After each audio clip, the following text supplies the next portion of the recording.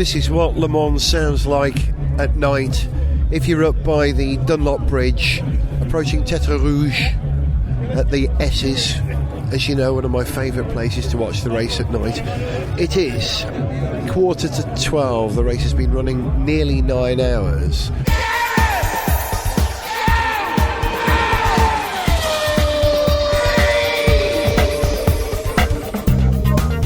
The safety cars are out because of a massive smash by, was it Mike Rockenfeller who was in the number 2 Audi? Wasn't it was, yeah. Steering at the time. Yes. And he clipped another car, the number 71 Ferrari. It was a Ferrari, yeah. They had it coming together, and Rockenfeller ended up in the barrier in quite a big way. We haven't seen a replay of it, but it sounded like it was a very big impact. Yeah, Two Audis. Another Audi out in a big smash. So Audi have now got one car left running. Here comes the field. That's Johnny Molam in the 65 Jet Alliance Lotus. 58 Ferrari, another Ferrari, some 911s. So that's the LMP2s and the GTEs. More LMP2s. And after the next safety car, we'll pick up Trullier, who's currently leading in the number 2 Audi at the moment. So despite the bad news of 2 Audis out in accidents, the good news is both the drivers seem to be okay, and potentially setting up a fascinating rest of the race as the Peugeots are chasing down the one remaining Audi, which was hanging on to the lead over the number 7 car. This is kind of like payback, because last year's race, you heard me say, here they come, the field. Oh no, this is the Corvette to number 50, so it's the second safety car.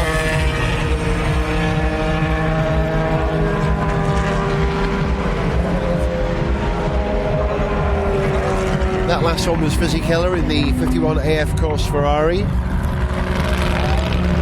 Corvette.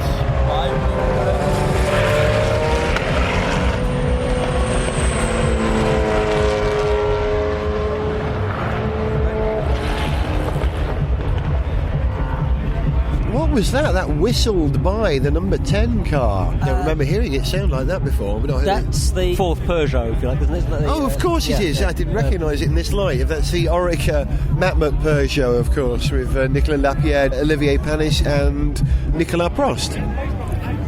But not necessarily in that order. Yeah, I was saying this is a cruel race, and it's kind of payback for last year where Peugeot were decimated. And the Audi dominance has been decimated so far. So, I mean, it's looking good for Peugeot. Yeah, I always take issue with that use of the word decimated, because it means killing 1 in 10. It means removing 1 in 10 of your thinning out your field by 1 in 10. But, in the original sense. I know that's a lost semantic battle. I can't really stick to my guns on that one. We appreciate your insight. But yeah, after Peugeot had such a tough race last year, had the speed to win, they were in position to win, and had it taken away from them with reliability problems. It's a different kind of bad luck that Audi are having this year, and they'll just be hoping that the good luck that's eluded Nish and Rockenfeller will ride in a number 2 car. We'll see. Well, it's only one way of finding out. As we listen to the thumping beat of the gig that's going on here just by the Dunlop Bridge. I believe Razorlight are playing at some point, if they haven't already. I'll take your word for it. Didn't check who was playing. I tell you, if they don't get these barriers fixed and we don't get any racing in the next half hour, I might pop round the corner and have a listen and a look while I'm here. I'll leave you with the field going by, I think, for the moment.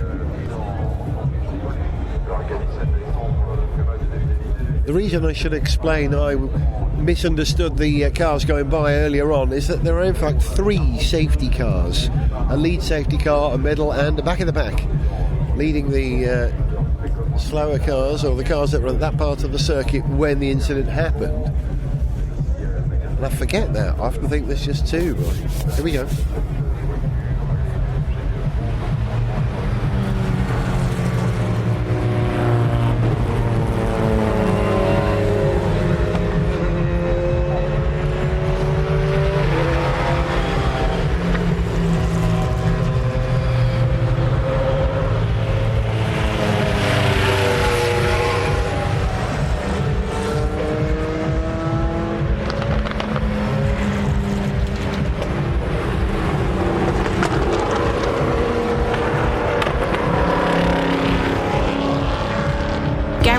on speed at Le Mans 2011 at night.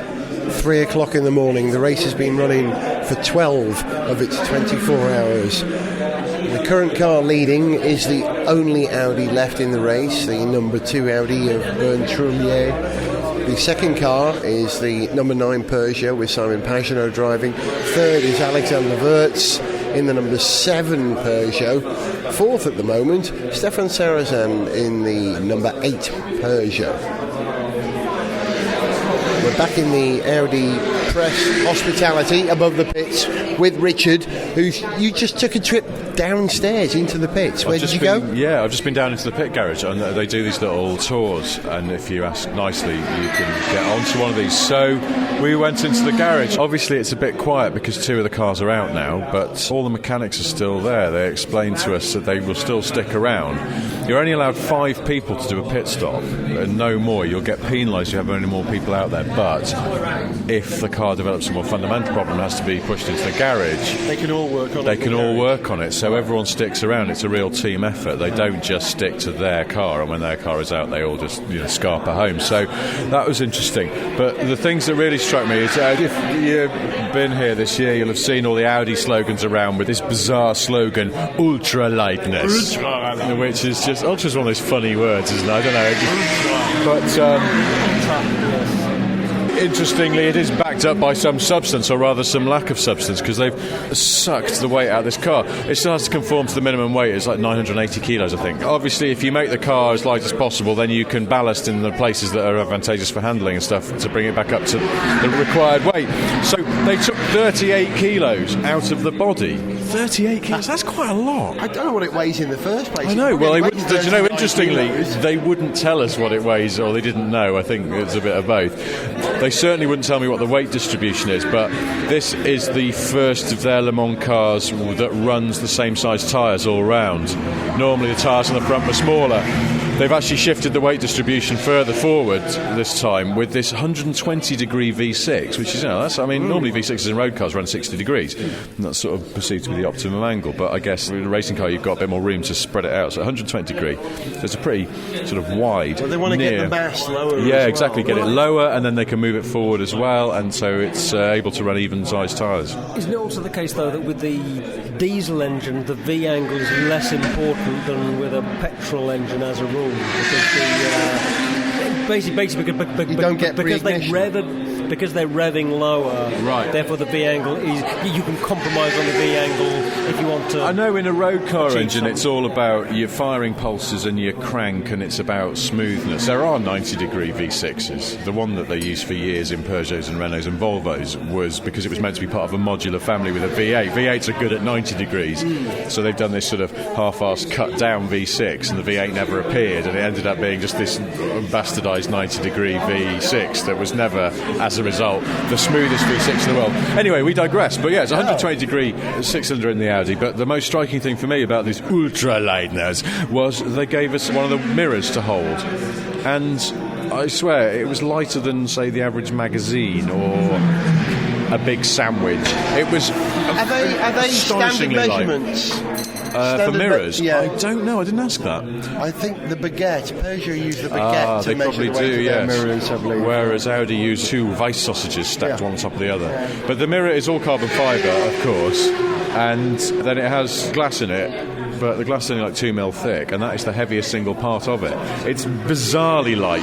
You're handed this thing that's of a reasonable size, and you expect it to be of a reasonable weight, and it's just not. It's really disorientating at first. And the other thing that I was really struck by was there's a pedal assembly on the sort of parts shelves, and the pedals themselves are these beautifully sculpted bits of carbon fibre with this, just where the driver's foot would be, it's got this rough material on it to give it that grip, but otherwise it's beautifully smooth, sculpted piece of art. You'd have it on a shelf and just look at it. The finish is extraordinary, and it's like, well, who's going to see that normally? Because it's buried down the footwell of the car. Even the driver barely bloody sees it because his feet are in the way. He just needs a functional thing, but it's quite telling of the attention to detail that race teams put into this sort of stuff. Well, maybe that's just a sort of a demonstration of how a good engineering solution is beautiful. True. Do you think the best engineers have obsessive compulsive disorder? I'm just going to take another bit off that. I'm just going to take another bit off. I'm just going to take another bit off. You'd have to, wouldn't you? You've got to be so precise, pedantic about these things. But one of the things about this lightness approach, though, is that, of course, a lot of the techniques they'll be using should transfer reasonably well to road car technology. If you're figuring out a way to make a thing lighter, that's a fairly transferable technique. Granted, there's a slight difference in that most of that Audi that we're watching racing today is carbon fibre and composite, and that's not true of the road car. So lightening the carbon fibre components isn't the same, but they're lightening the metal components as well. But more and more we're going to see the adoption of carbon composites in road cars. If the Gordon Murray 25 is anything to... Well, actually, and the McLaren 12C as well, because that's used a different technique for building its carbon fibre hull. So, as Colin Chapman once said, adds lighters. He was a heavy smoker, but he's been misquoted ever since, and it's paid dividends. Right, I think it's probably about time we made our way back to the campsite. We've done half the race. We want to get some sleep in. It's always this moment. I think I've said this on Le Mans shows before. It's just after 3 o'clock. I have to admit, I am a little bit tired. I'm sure we all are. And we have to remember at this point, the race is halfway through. Only halfway through. They've still got to do it all again. It's unbelievable. Madness. Gareth Jones on speed at Le Mans 2011. In the morning. Hello again. It's 5 minutes to 1. Zog and I got to bed, or to sleeping bag if you like, at about 5 o'clock this morning. Went spark out, and then woke up in shock about 45 minutes ago. So we've very quickly got into our togs, and we're hoofing it up to the circuit to watch the last 2 hours of this extraordinary race. Now, during the night, some change, but Audi's still leading, Zog. We know that much, don't we? Yeah, Audi's still leading. Still being chased by 4 Peugeots. I just heard the Audi putting a lap on Montagny. Yeah, the race is still on. Exactly. After 22 hours of racing, they're still going for it. It's become more than an endurance race. It's an endurance race run at sprint pace. And you know what? It's raining a little bit. Gareth Jones on speed at Le Mans 2011 in the afternoon. After 23 hours racing at Le Mans, just 1 hour to go.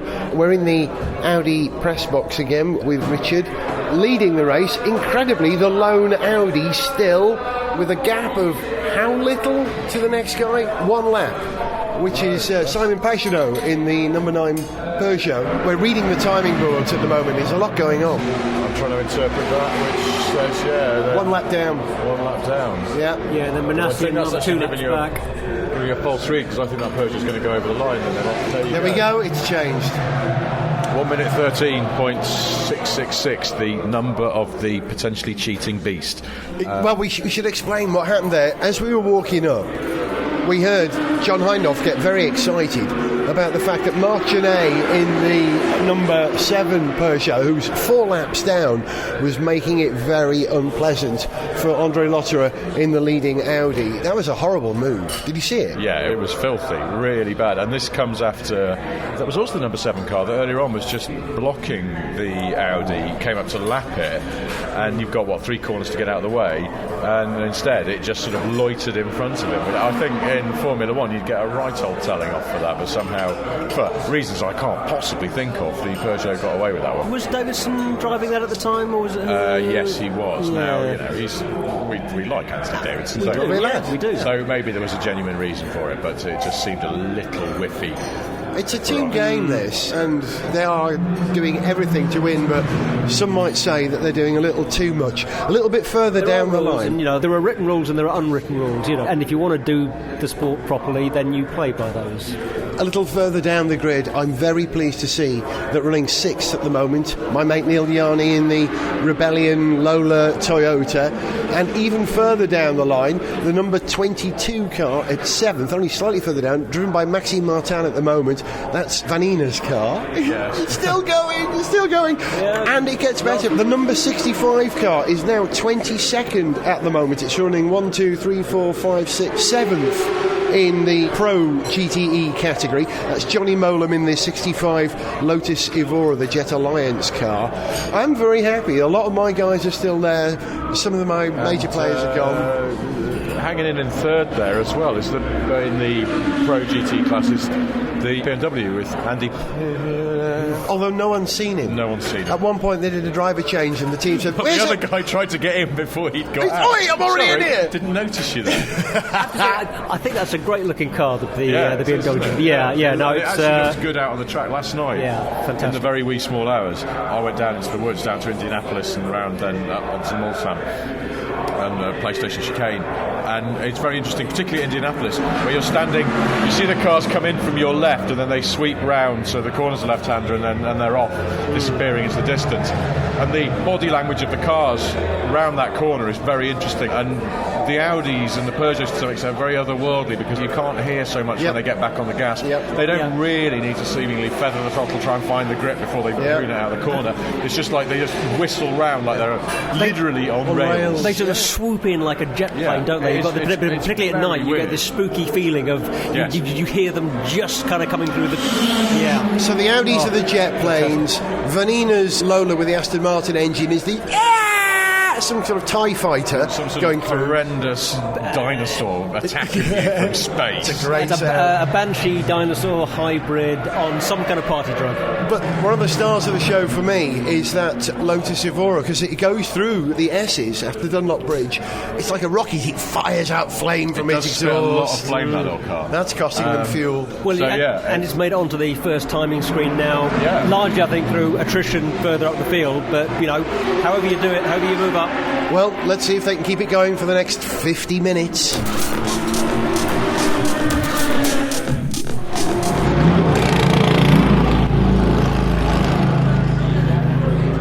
That's the sound of a Corvette leaving the pit lane. If I count down, here we go. 8, 7, 6, 5, 4, 3, 2, 1. There is now exactly 24 minutes racing left of the Le Mans 24 hours. Andre Lotterer leads in the number 2 Audi, having pitted for new tyres, but only 12 seconds behind is Simon Pagenaud in the number 9 Peugeot.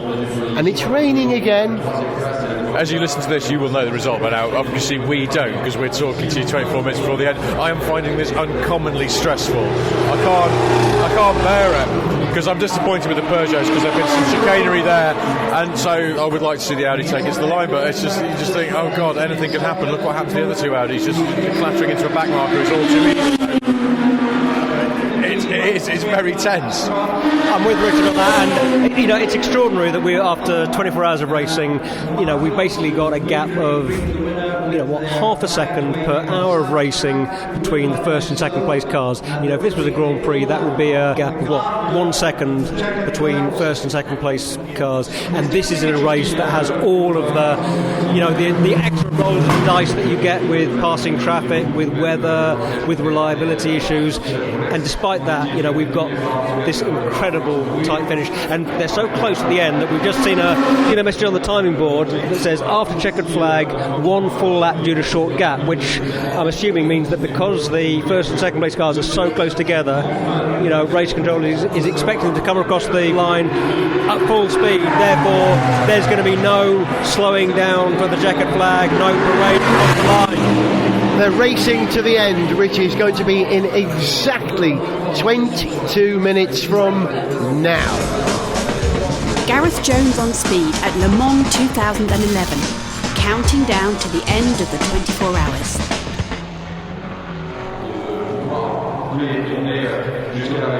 As the French commentary tells us, the countdown continues. Exactly 4 minutes to go of this 24-hour race. The number 2 Audi still leads. The gap is 17.797 seconds.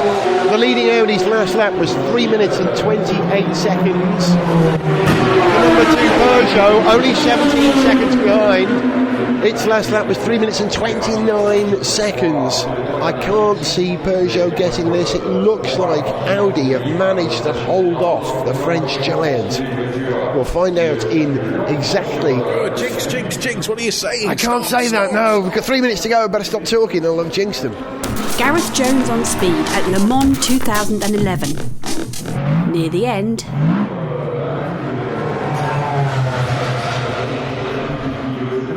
24 seconds left of the 24 hours du Mans. The clock has suddenly appeared in the corner of the screen that I'm watching in the Audi pit over the garage.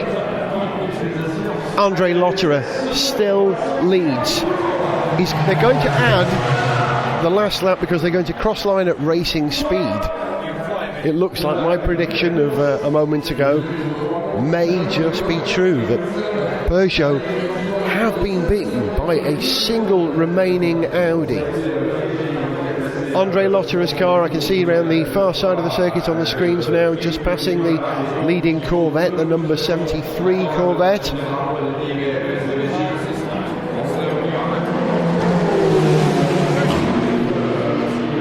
Zog's just spotted something. What? No, I'm just trying to work out exactly where where Lotterer is on track at the moment. I think he's coming up to Indianapolis. Yes, it is Indianapolis. First part of Indianapolis. Passing one of the slower LMP2 cars. I forgot to mention the GTE Pro category. Looks like Andre Garcia in the Corvette, the number 73 Corvette, is held off Giancarlo Fisichella for honours there. Olivia Lombard in the Zytek is the leading P2 car. Audi flags suddenly appear on the camera shots of what's going on the circuit. The French crowd are slightly hushed. And I was wondering why. The leading Audi doesn't have a French driver as it crosses the line, then it would give the French something to celebrate. But I think the whole idea is that Audi want a German driver in the car as he crosses the line. I can see Dr. Wolfgang Urlich in the pit box looking at the screens, almost smiling. But you can't smile until they've crossed the line. This race has been cruel in the past and could be cruel this time. Helicopter shot now of the number 2 Audi.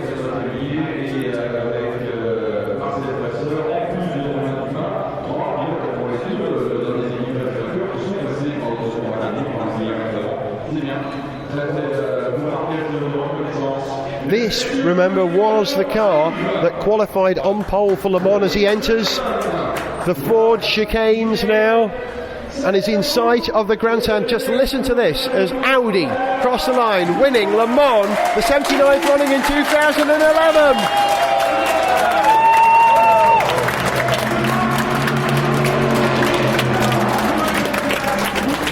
Titanic, as this battle always is. Audi did it.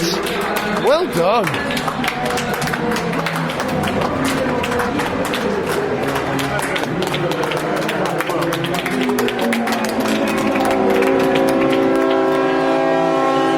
Just listen to that. The Audi trucks are sounding the horns. Lots of hugging downstairs in the pits and big smiles upstairs. Zog, they did it. Crikey. What a hell of a race. That's unbelievable. It always is. Unbelievable. It's always a hell of a race. It always That's why is. we come every year. But what a finish. You don't usually get, such quite quite a close finish.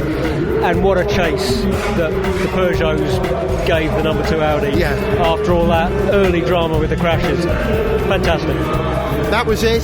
That was Gareth Jones on speed at Le Mans 2011. I guess I'll see you here perhaps next year. If you've never been to Le Mans, consider coming. And I'll catch you on the next Gareth Jones on speed. Say goodbye, Richard. Goodbye. To send us an email, see pictures, get song lyrics, join our Facebook fan site or follow us on Twitter, go to garethjones.tv. Gareth Jones on Speed is made in London by Whiz Bang. Gareth Jones on Speed!